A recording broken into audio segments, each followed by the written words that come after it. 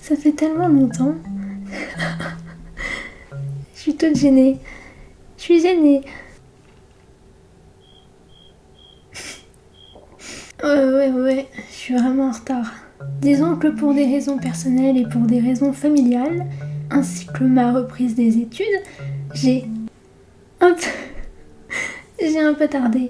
Je pense pas que ça va jouer une quelconque influence sur la sortie des vidéos. C'est pas comme si j'en sortais tous les jours non plus. Aujourd'hui, on se retrouve avec une histoire de tueur en série un petit peu particulière. On commence sans plus tarder.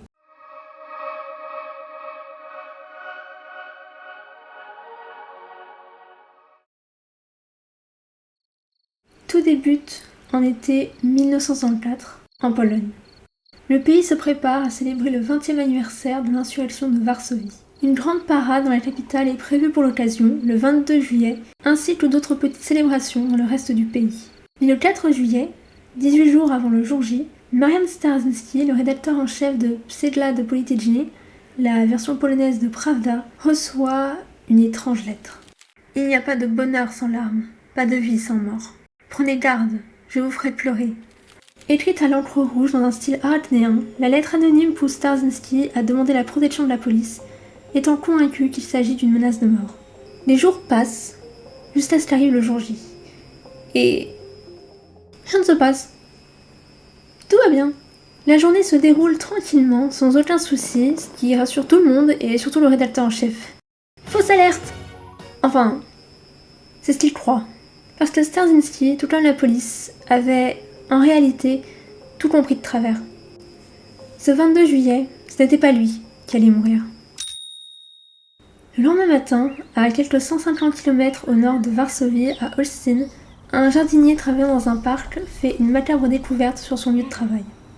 Dissimulé derrière des arbustes, Danka Maciejowicz, 17 ans, gît au sol, dénudée, ayant été visiblement abusée sexuellement et éventrée. Elle n'était pas rentrée chez elle hier, après un défilé organisé par l'école de danse et de folklore locale. En même temps, un hebdomadaire de Varsovie, Police, reçoit une lettre. Également écrite à l'encre rouge et d'une manière arachnéenne, on lit la phrase suivante. J'ai cueilli une fleur juteuse à Olsztyn, et je le referai ailleurs, car il n'y a pas de fête sans funérailles. Après analyse, il est déterminé que les notes sont écrites avec le sang de l'auteur, dissoute dans de l'essence de térébenthine. Mais malheureusement, ces nouveaux éléments ne font pas avancer l'enquête. Rien de concluant n'est retrouvé sur le corps de la victime. Tout ce qui reste à faire est d'attendre, avec la boule au ventre, avec anxiété, le prochain mouvement du mystérieux corbeau, qu'il ne mette sa menace à exécution. Très vite, le tueur obtient un surnom, celui de l'araignée rouge, donné par un journaliste après qu'il ait inspecté les notes. 17 janvier 1965, 6 mois plus tard. Aniuta Kaliniak, quittant son domicile dans la banlieue est de Varsovie, se rend à un défilé en traversant le pont qui enjambe la Vistule.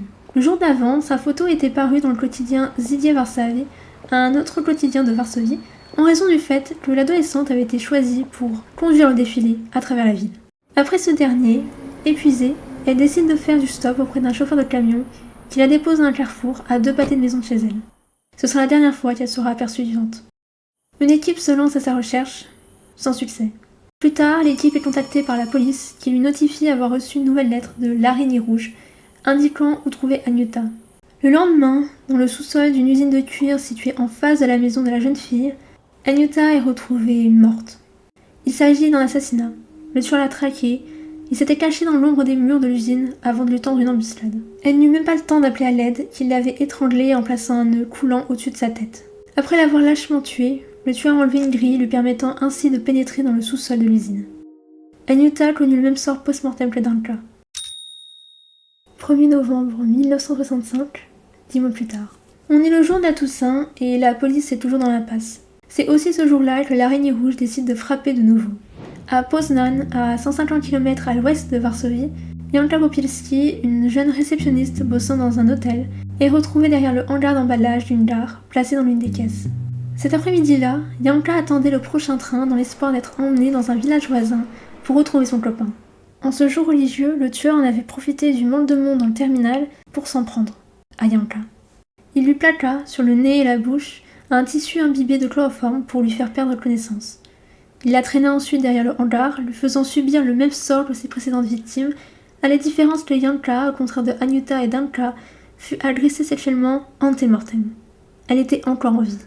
Et puis, à l'aide d'un tournevis, il lui arracha la vie, mutilant également son corps avant de la jeter dans une caisse. Rien n'avait indiqué la police à cet endroit, mais elle retrouve Yanka 1 heure après l'horrible assassinat. Si horrible que la police va refuser de donner davantage de détails sur ce que cette sombre merde lui avait fait endurer. Aussitôt, les enquêteurs tentent de retrouver l'assassin. Il n'a pas pu aller bien loin de toute façon. Tous les trains et les bus quittant Poznan sont arrêtés et fouillés par les autorités, qui sont à la recherche d'un homme aux vêtements ensanglantés. Mais il descend de bredouille. De manière évidente, le salaud a de nouveau réussi à filer, ce qui les frustre au plus haut point. Le lendemain, le journal de Poznan, Courrier Zachony, reçoit une lettre écrite à l'encre rouge. Dans cette énième lettre, l'araignée rouge cite Popioli, un roman épique écrit par Stefan Zelomski. Seules les larmes de douleur peuvent laver la tache de la honte. Seules les douleurs de la souffrance peuvent éteindre les feux de la luxure. Après ces 3 meurtres, tout le monde, de la police à des citoyens anxieux, essaye de reconstituer le mode opératoire du tueur. Ce qu'on peut établir, c'est que les lieux varient entre Olsztyn, Praga et Poznan. Et 2 des 3 meurtres ont été commis lors de jours fériés ou de fêtes. 1er mai 1966. Comme tout le monde le redoutait, le tueur n'a pas sévi jusqu'au 1er mai, jour de la fête du travail et fête nationale du Parti communiste. Au nord de Varsovie, dans la banlieue tranquille de Zoliborz, Marissa Galaska, 17 ans, sort dehors pour récupérer son chat alors que la fête touche à sa fin. Mais elle ne revient pas à la maison. Son père part alors à sa recherche, ce qu'il ne dut pas faire pour longtemps. Derrière la maison, dans la remise à outils, l'adolescente gît à l'intérieur, horriblement mutilée. Une autopsie sera réalisée ensuite, démontrant que le tueur avait abusé d'elle avant de l'éventrer. La police de la ville demande l'aide au commandant Chisnek de la brigade des homicides et le charge de mener l'enquête. Chisnek, outre les 4 meurtres, décide d'examiner le registre des crimes commis en Pologne depuis avril 1964 et trouve 14 autres meurtres qui partagent le modus operandi de l'araignée rouge. La seule différence entre les meurtres officiels du tueur et les 14 autres est que ces derniers n'étaient pas accompagnés de lettres ridicules. Et certains n'ont pas été commis lors de jours fériés. Le lieu de prédilection semble être le district de Poznan, avec 5 des 14 meurtres. 2 se sont produits à Bydgoszcz et les autres à Białystok, Kielce, Łódź, Łomża, Lublin et Radom. Le major pense avoir fait une superbe déduction lorsqu'il reporte les meurtres sur une carte. Tous les crimes ont été commis dans un rayon de 400 km autour de Varsovie. Toutes les scènes de crime se trouvaient au sud et à l'ouest de Varsovie, dans des villes reliées à Katowice et à Cracovie par un réseau ferroviaire direct. Varsovie était donc logiquement le lieu de résidence du tueur puisque les meurtres ont lieu tout autour d'elle. Et Katowice ainsi que Cracovie n'ont pas connu de tuerie parce que l'araignée rouge ne voulait pas frapper trop près de lui. Mais maintenant, comment retrouver le tueur ? Varsovie, Katowice et Cracovie sont toutes des grandes villes. Rechercher l'araignée rouge, surtout sans indice solide, c'est comme chercher une aiguille dans une botte de foin. Décembre 1966. 7 mois s'écoulent sans grande avancée dans l'enquête. À Cracovie, 3 soldats montent dans un train en direction de Varsovie. Souhaitant éviter la 3e classe, ils se dirigent vers un compartiment réservé. Ils sont pris de stupeur en retrouvant à l'intérieur le corps d'une jeune femme au sol, dénudée et mutilée. Ils avertissent immédiatement le contrôleur qui ordonne au conducteur du train de se diriger sans s'arrêter vers Varsovie. Tous les passagers sont examinés avant de pouvoir descendre du train, mais aucun n'est suspect. Personne n'a les mains ensanglantées ou encore les vêtements tachés. Encore une fois, il n'y a aucun indice. Mais dans la fente du fourgon postal, une lettre y a été déposée avant le départ du train. Je l'ai encore fait, peut-on lire sur le papier. La victime était Janina Kozielska, 17 ans. Surprenamment, il s'agissait de la sœur Daniela Kozielska, 14 ans, qui avait été assassinée à Varsovie 2 ans auparavant. Chisnek exclut donc Cracovie comme étant le lieu de résidence du tueur en série. Il se dit également que les meurtres devaient être liés. Chisnek est persuadé. S'il retrouve le meurtrier des 2 sœurs, il attrapera l'araignée rouge. Parmi les informations qu'elle récolte sur ce voyage en train, la police apprend que le compartiment de première classe avait été réservé par téléphone par un homme disant s'appeler Stanislav Kozielski. Il informa ensuite que sa femme viendrait chercher les billets. La femme vint effectivement pour payer en espèces. Le contrôleur témoigne avoir conduit au compartiment. Elle lui avait dit que son mari arriverait bientôt.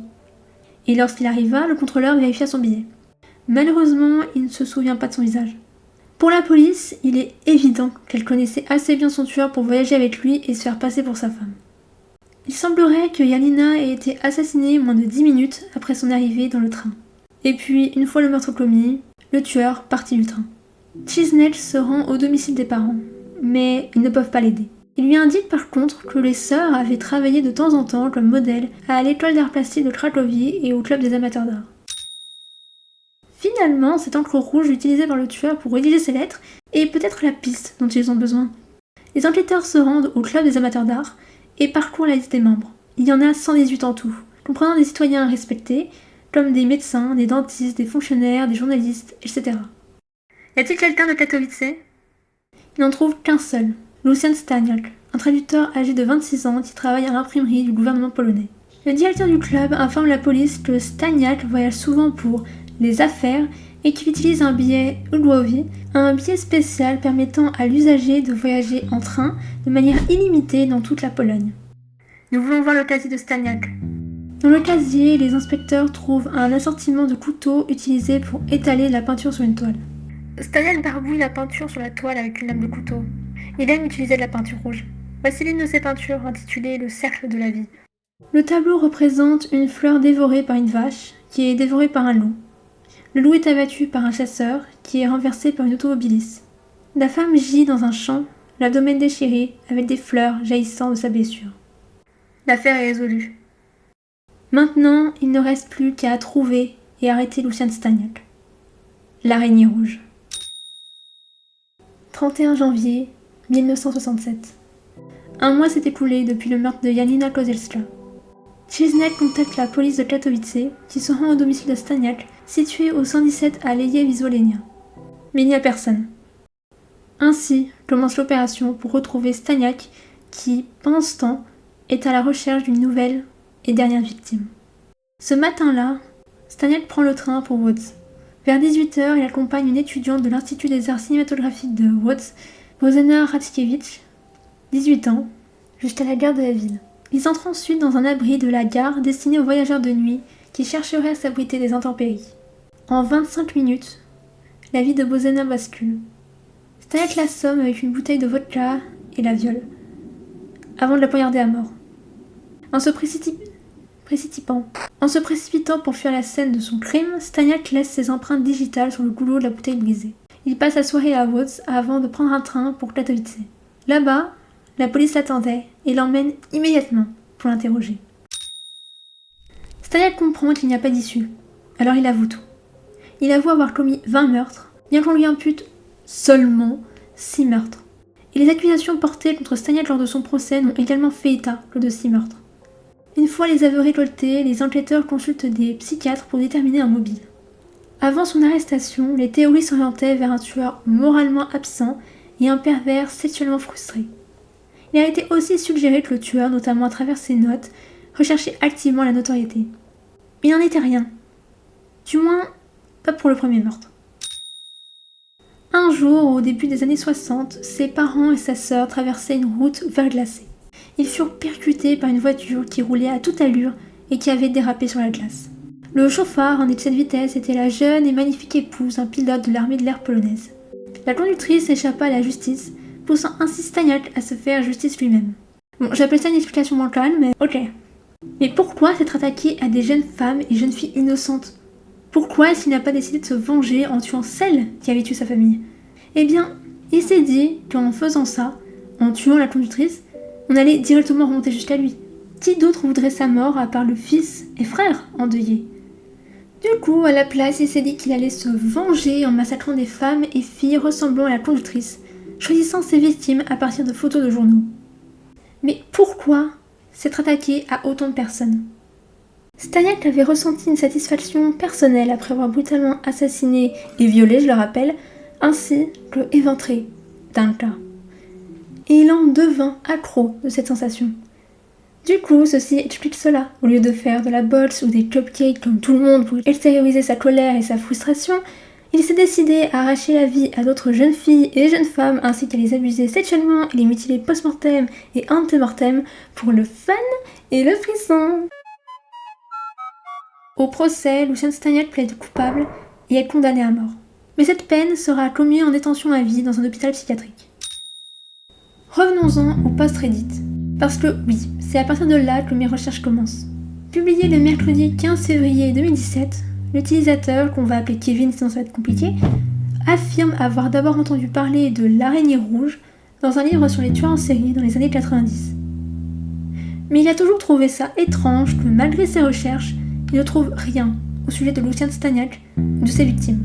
Aucune photo n'est disponible de lui ou de ses victimes, de Cheeseneck ou de scènes de crime.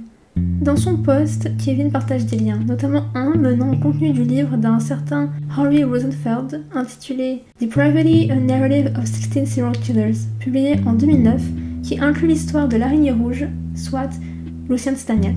Je me suis d'ailleurs basée sur le contenu de ce livre, dont le concept est semblable à ce livre que j'ai malheureusement acheté, et qui prend la poussière aussi, pour vous raconter l'histoire de Staniak.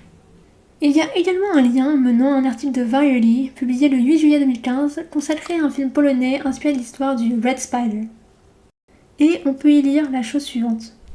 Le film tire son titre du meurtrier le plus célèbre de Pologne, Lucian Staniak, alias l'araignée rouge, nommé ainsi en raison du fait qu'il envoyait des lettres écrites avec son propre sang à la police après chaque meurtre. Du moins, c'est ce que disait la légende pendant des années, avant d'être débunké récemment, lorsqu'il a été révélé que Staniak n'existait pas, selon les notes de presse du film, bien que sa réputation perdure encore en ligne. Ah, bah ça explique pourquoi on trouve un sur lui du coup. En cherchant davantage sur internet, j'ai découvert une discussion Bookreads datant du 15 juillet 2019 au sein de la communauté Obsessed with True Crime, parlant de Staniak. Diane, celle qui a commencé cette discussion, dit ceci. Je suis en train de lire un livre nommé One Wasn't Enough, True Stories of Multiple Murderers, et le premier chapitre est à propos de Lucian Staniak. J'avais jamais entendu parler de lui ou de ses meurtres. Du coup, je suis allée sur Google pour me renseigner, et j'ai lu qu'il n'avait jamais existé.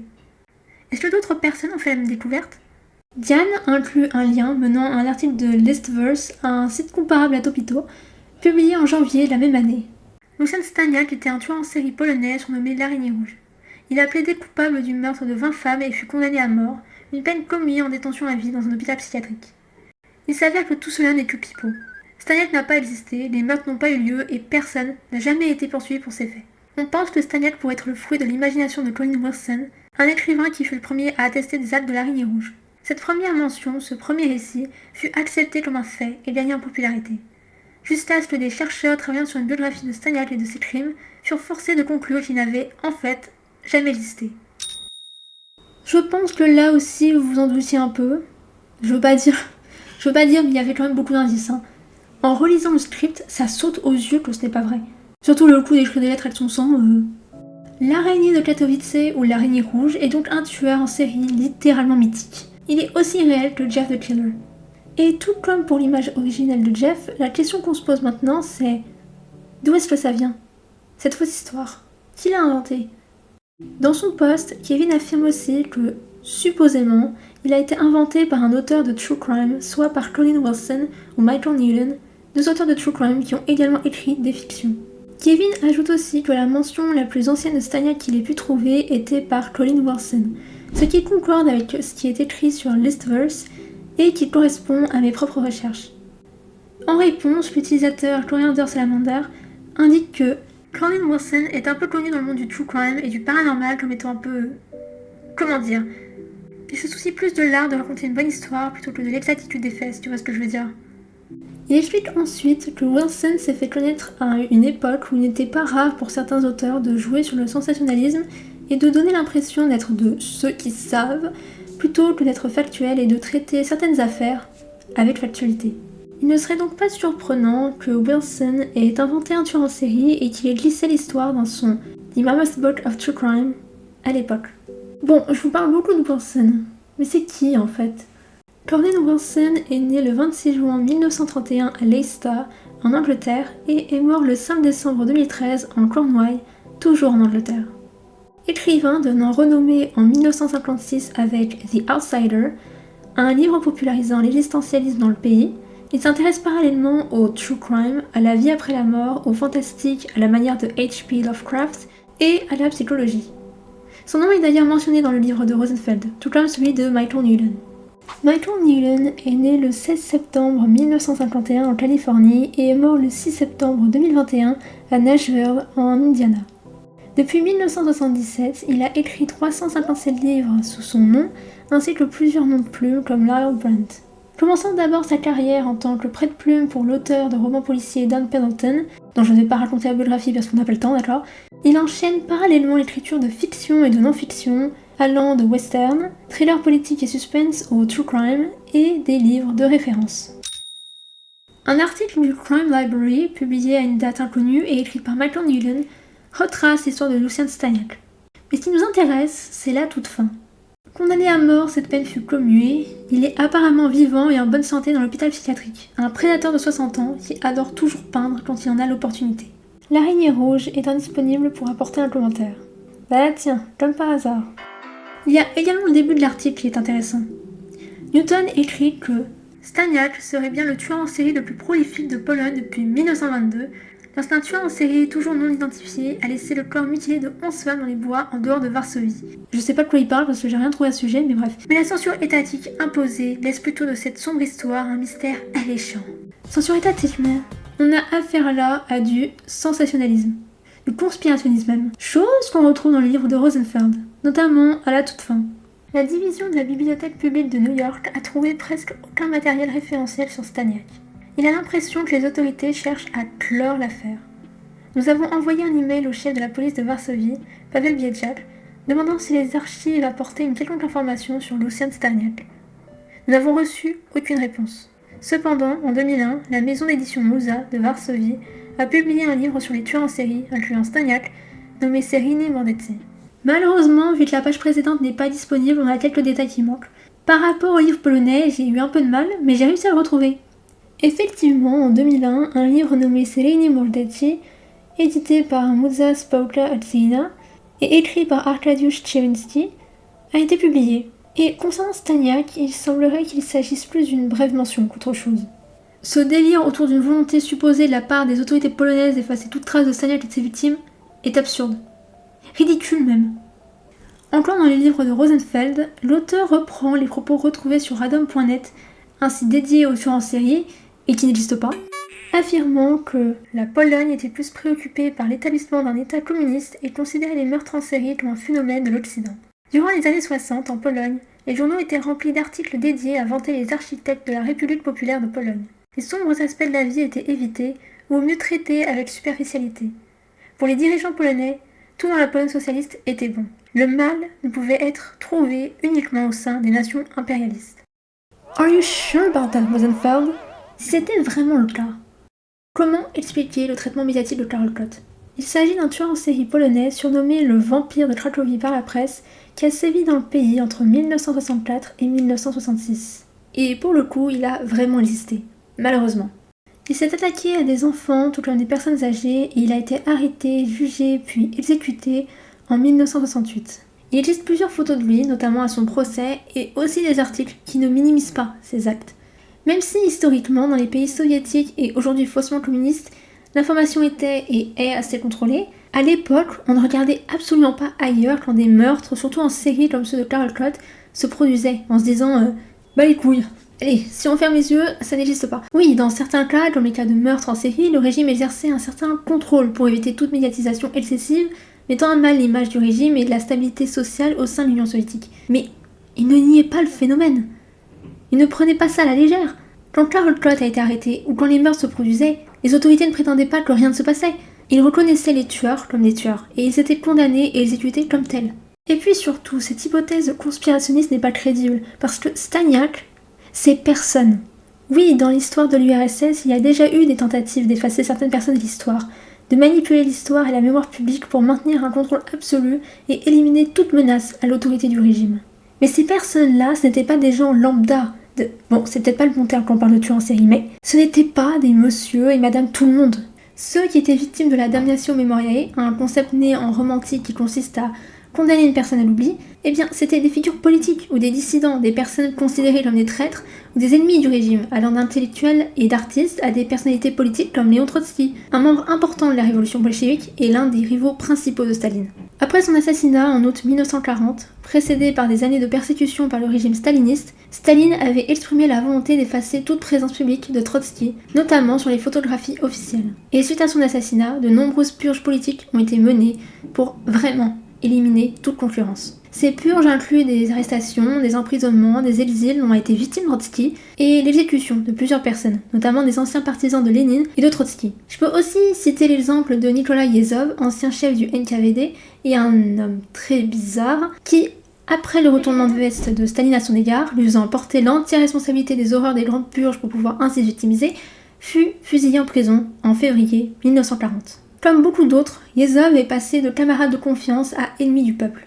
Et comme pour Trotsky parmi d'autres purgés, il a également été victime d'une damnatio memoriae. Son histoire est assez populaire, je sais que Mamie Twink en avait déjà parlé, mais du coup les photos officielles sur lesquelles on pouvait le voir aux côtés de Staline ont été aussi retouchées, pour effacer sa présence. Je ne vais pas approfondir sur le sujet, ça mérite une vidéo dédiée, mais tout ça pour dire que, oui, le concept de condamner certaines personnes à l'oubli était utilisé en Union soviétique, et la Pologne ne faisait pas exception.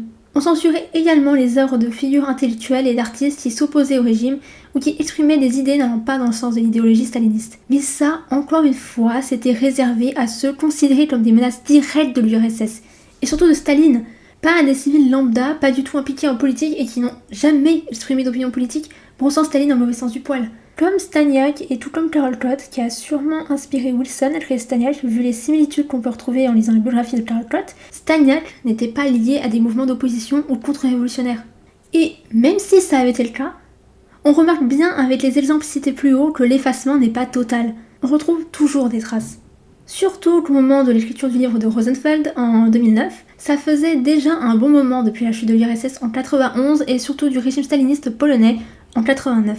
Ce qui me permet d'enchaîner avec mon deuxième point. Depuis la chute de l'Union soviétique, la Pologne, parmi d'autres pays qui faisaient anciennement partie de l'URSS, a ouvert davantage ses archives, permettant d'accéder à des documents qui étaient auparavant censurés et surtout de révéler d'assez gros dossiers.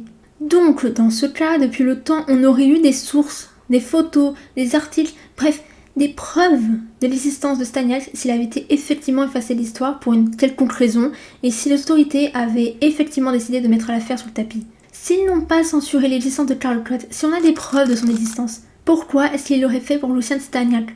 Encore une fois, le mec c'est personne. Et les femmes qui l'auraient brutalement assassiné, elles aussi n'étaient pas des figures importantes ou des dissidentes du régime. Donc ce délire de c'est ridicule. Je le répète, c'est ridicule. Avant de passer à la partie finale, je vais terminer en mentionnant à quel point c'est particulier de voir autant de personnes, parfois très respectées et sérieuses, traiter le cas de Staniak comme s'il avait vraiment existé. En faisant mes recherches, j'ai découvert qu'un ancien professeur de l'université du Nouveau-Mexique, Dirk Cameron Gibson, avait écrit un livre au sujet des tueurs en série nommé Tueurs en série autour du monde et dimensions globales du meurtre en série. En regardant la table des matières, on voit que le cas de plusieurs tueurs en série bien réels sont abordés, et puis parmi eux, on a le papier de Jeff the Killer. C'est toujours comme ça que ça se présente. Le livre est disponible sur Bantam Science Publishers, une maison d'édition qui au premier abord a l'air d'être prestigieuse et crédible, mais dans son cas les apparences semblent être trompeuses.